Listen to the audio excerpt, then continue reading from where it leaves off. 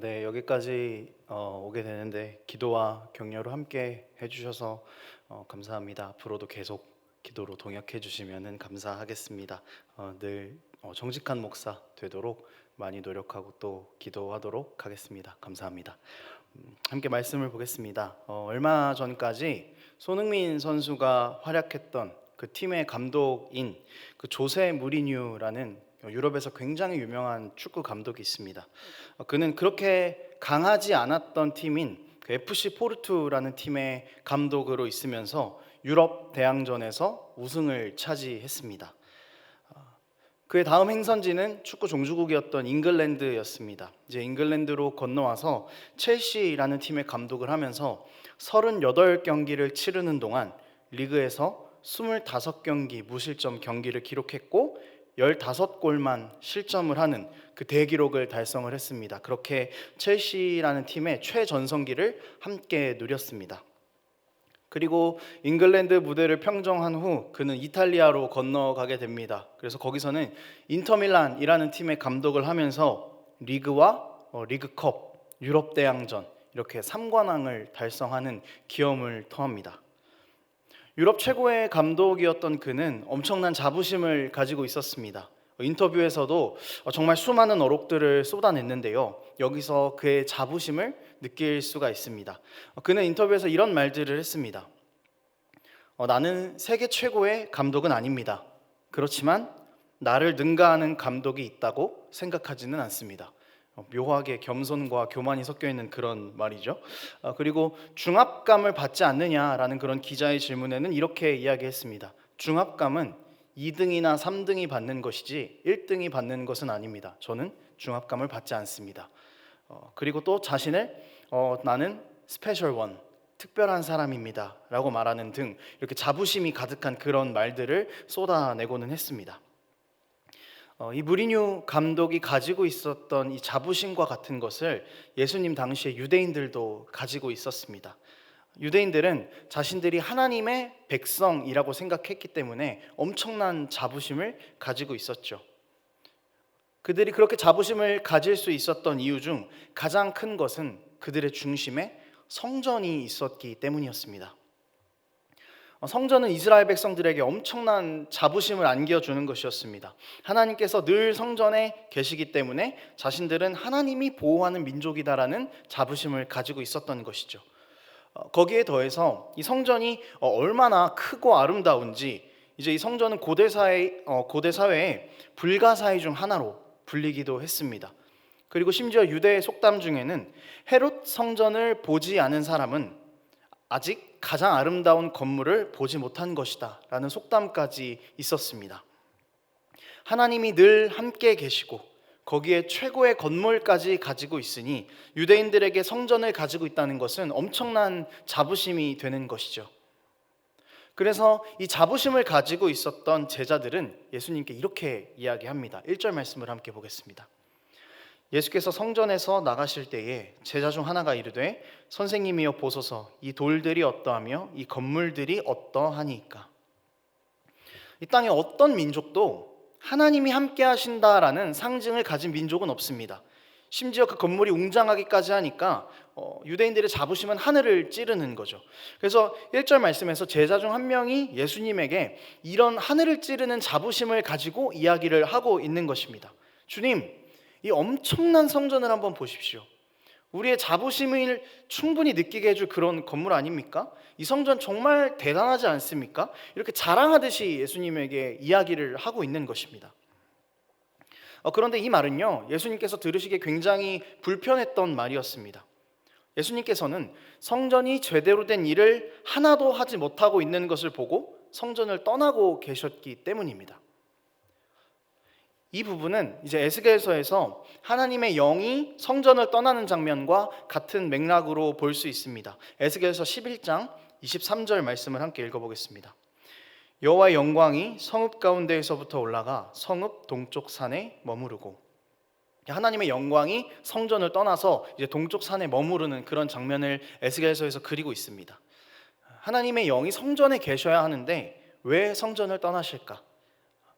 더 이상 그 성전이 의미가 없기 때문입니다. 하나님께서는 솔로몬이 성전을 지었을 때에 그 솔로몬의 제사를 기쁘게 받으셨습니다. 그리고 제사장들이 서서 아무것도 할 수 없을 정도로 하나님의 영광이 가득했다라고 성경은 그렇게 성전을 묘사했었습니다. 하지만 하나님께서 그랬던 성전을 떠나고 계시는 것이죠. 하나님을 섬겨야 할 성전에 우상들이 가득했고 거짓된 예배가 가득했습니다. 하나님의 말씀에 순종하는 모습을 성전에서 전혀 찾아볼 수가 없게 되었습니다. 더 이상 그곳은 하나님의 집이 아니었습니다. 예수님께서 보신 이 성전의 모습도 에스겔 시대의 성전과 전혀 다를 것이 없는 성전이었던 것이죠. 성전에는 많은 문제들이 있었습니다. 이 헤롯 성전 자체도 성전을 허물고 다시 지은 성전인데요, 정치적인 목적으로 지어진 성전이었습니다.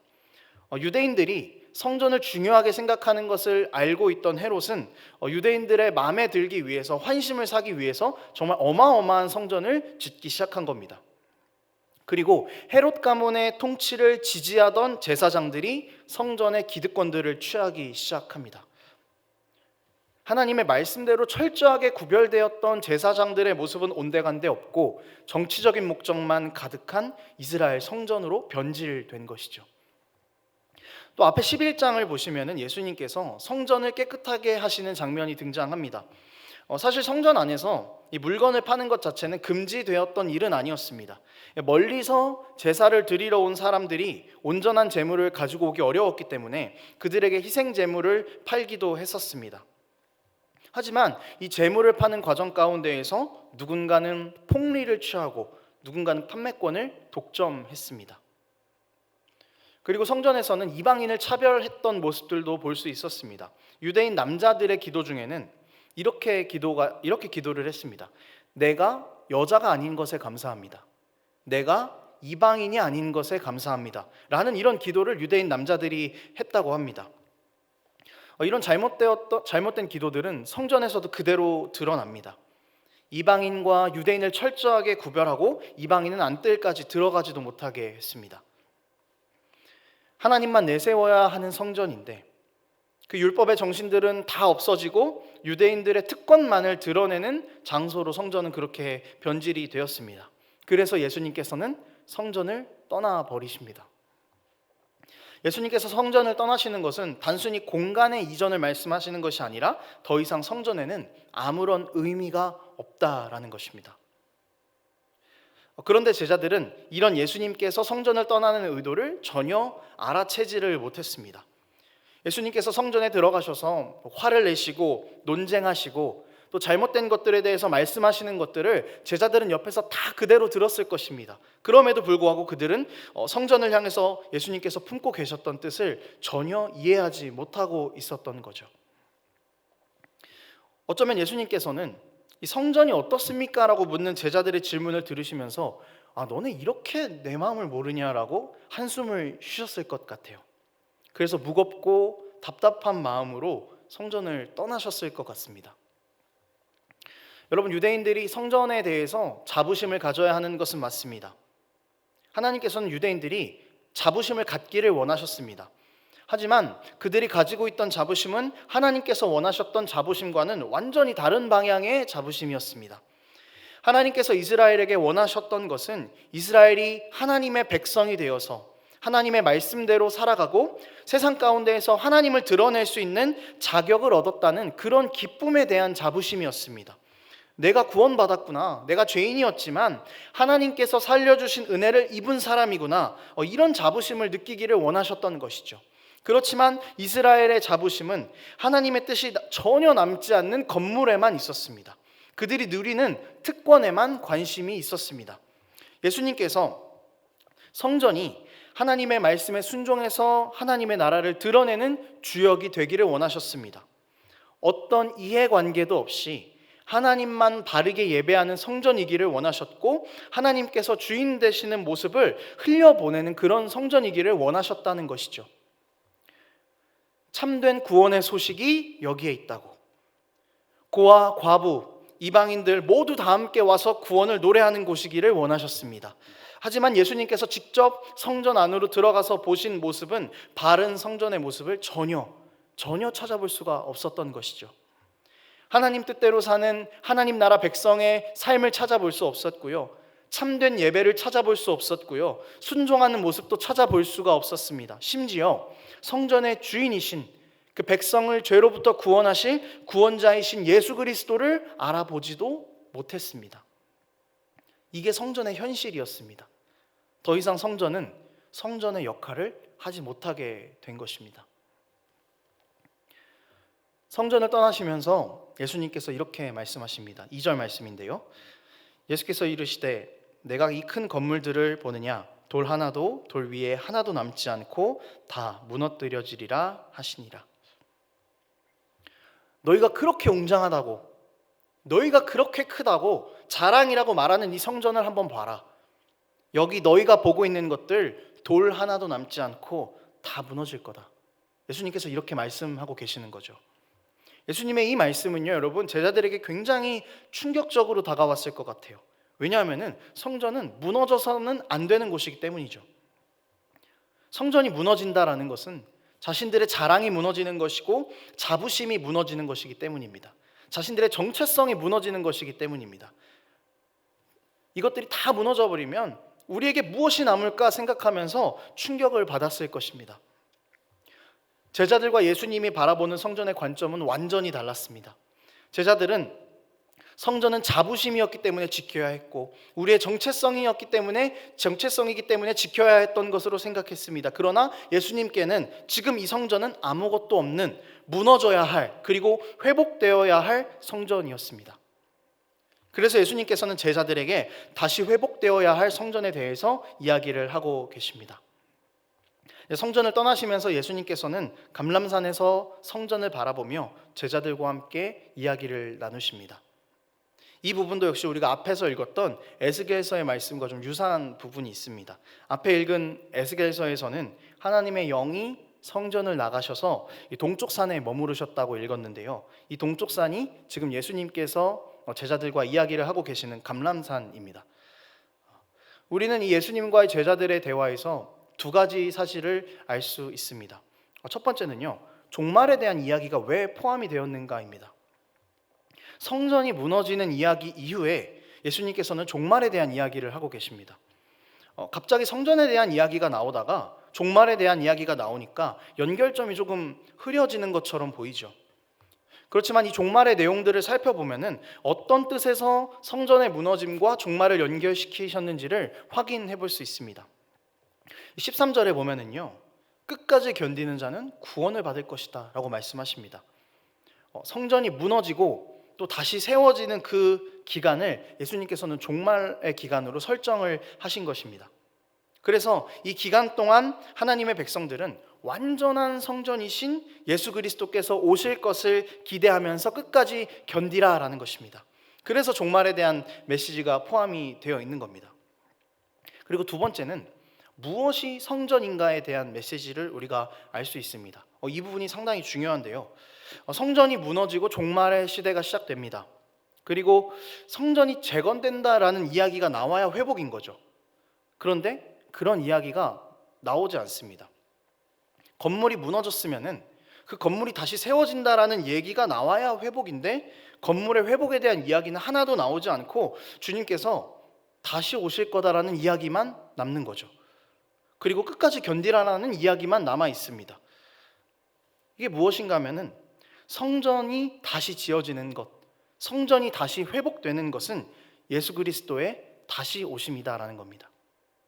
무너진 성전은 예수 그리스도라는 완전한 성전으로 회복될 것이다 라는 이야기인 거죠. 이것은 예수님께서 유대인들이 가지고 있던 성전의 관점을 완전히 바꾸어 버리시는 것입니다. 건물에만 집중되어 있던 유대인들의 그 성전에 대한 사고를 완전히 뒤집어 버리시고는 예수님께서 원하시는 그 성전의 모습을 이제 그리스도의 백성들에게 가지고 오시는 겁니다. 다시 회복될 성전은 건물이 아니라 나 예수 그리스도다라는 것을 이야기하시는 거죠. 그리고 나를 닮은 너희, 나의 제자로 살아가기로 하는 너희가 성전이다라는 것입니다. 여러분, 환난을 견디는 것은요, 건물의 몫이 아니죠. 사람의 몫입니다.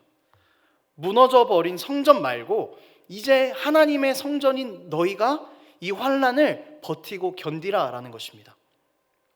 건물이라고 생각됐던 성전은요, 그 안에서 고이고 썩어버렸습니다. 전혀 은혜를 흘려보내지 못했습니다. 하지만 사람으로 새롭게 정의된 성전은 이제 완전한 성전이신 예수 그리스도께서 오실 그날을 기대하면서 우리 스스로 새로운 성전을 지어가기를 힘쓰고 인내하며 살아가야 한다라는 것이죠. 성전은 건물이 아니라 우리 하나님의 백성이다라는 것을 이 종말과 성전의 무너짐 사이의 관계에서 확인해 볼 수 있다는 것입니다. 여러분, 어떤 성전에 살고 계십니까? 제자들이 예수님께 자랑하듯이 말했던 것과 똑같은 그런 의미 없는 성전에 살고 계시지는 않으십니까? 성전을 바로 옆에 두고 살았으면서도 하나님의 말씀에 철저하게 불순종했던 유대인의 모습이 우리 가운데 있지는 않습니까? 성전에서 가장 중요한 하나님 나라 백성의 삶은 생각하지도 않고, 성전에서 가장 중요한 예수께서 떠나가시는 바로 그 순간에도 무엇이 중요한지도 모르고 잘못되고 텅 비어버린 성전을 자랑하는 그런 제자들의 모습이 우리 가운데 존재하지 않습니까? 주님 떠나고 계시는데, 거기에 의미 없다고 하시는데 여전히 거기에 목을 메고 살아가고 있지는 않습니까? 우리가 성전이라고 생각하는 그곳에, 우리의 모든 자부심이 담겨있는 그곳에, 내가 주인인 그곳에 예수 그리스도가 있는지, 말씀에 대한 순종과 행함이 있는지, 복음이 있는지, 여러분, 우리는 이것들을 늘 깨어서 기억해야 할 것입니다.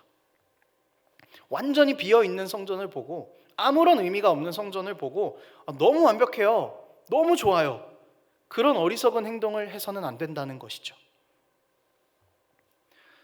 그런데 여러분, 문제가 하나 있습니다. 우리는 모두 이런 어리석은 행동을 계속 반복하고 있다는 것이죠. 죄인된 우리, 연약한 우리는요, 여전히 성전에 가득한 하나님의 영광보다는 내가 가득 차 있는 성전을 더 좋아하고 더 만족하며 살아갑니다. 예수님이 주인인 성전보다 내가 주인인 성전을 더 사랑하며 그렇게 살아갑니다. 주님, 여기 없으셔도 괜찮아요. 주님, 나가셔도 괜찮아요. 주님 주인이신 것보다 내가 주인인 게 조금 더 아름다워 보입니다. 그렇게 우리는 바벨탑과 똑같은 성전을 매일매일 쌓아 올리며 살아갑니다. 주님을 내보내는 것이죠. 우리 뜻대로 세워놓은 성전은 예수님께서 보시기에 합당한 성전이 아닙니다.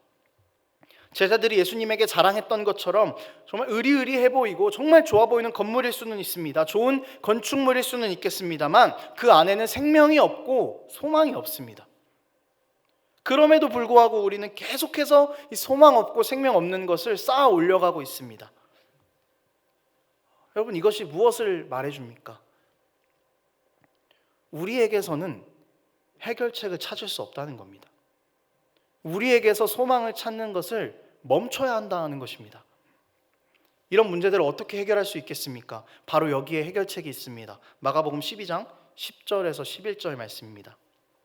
너희가 성전에 건축자들이 버린 돌이 모퉁이의 머릿돌이 되었나니 이것은 주로 말미암아 된 것이요 우리 눈에 놀랍도다함을 읽어보지도 못하였느냐 하시니라.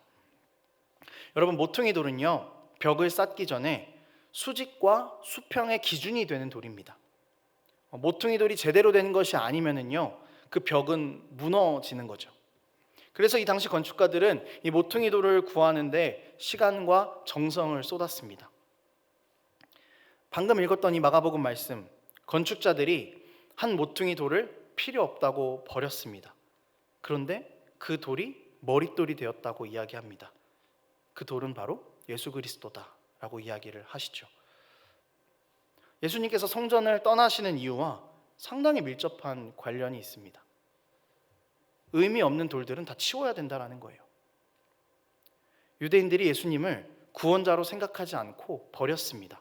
그러니까 성전은 이제 무너지는 것이고 그 의미 없는 성전의 돌들을 예수님께서 다 치워버리시겠다는 것입니다. 예수님께서 성전이 돌 하나 남지 않고 무너질 거라고 이야기하셨죠. 우리가 생각하는 기준에서 가장 멋들어진 성전 하나도 남김없이 다 무너진다는 것입니다. 아마 그 무너진 성전의 모퉁이 돌에는 주인이 없는 성전이다 라고 쓰여 있을 것 같아요. 주인이 없는 성전은 무너져야 마땅합니다. 그렇게 성전이 다 무너졌습니다. 그럼 이제 우리는 어떻게 성전을 다시 세워나가야 할까요? 모퉁이 머릿돌을 이제 찾아야죠. 가장 좋은 것으로, 가장 건물을 잘 지탱해 주는 것으로, 가장 완전한 것으로 돌을 골라야 됩니다. 이번에는 성전이 무너지지 않게 모퉁이 머릿돌에 이름을 잘 새겨 넣어야겠죠. 예수 그리스도라고 말이죠. 도저히 해결되지 않는 죄의 반복, 끊임없이 담습하는 죄의 문제, 여전히 내가 지은, 내가 주인인 성전을 사랑하는 우리 삶의 유일한 해결책은 나라는 모퉁이돌을 다 빼버리고, 죄라는 모퉁이돌을 다 빼버리고, 우리가 버렸던, 우리가 그렇게 싫어했던 예수 그리스도라는 모퉁이돌을 다시 꽂아 넣는 것밖에는 방법이 없습니다.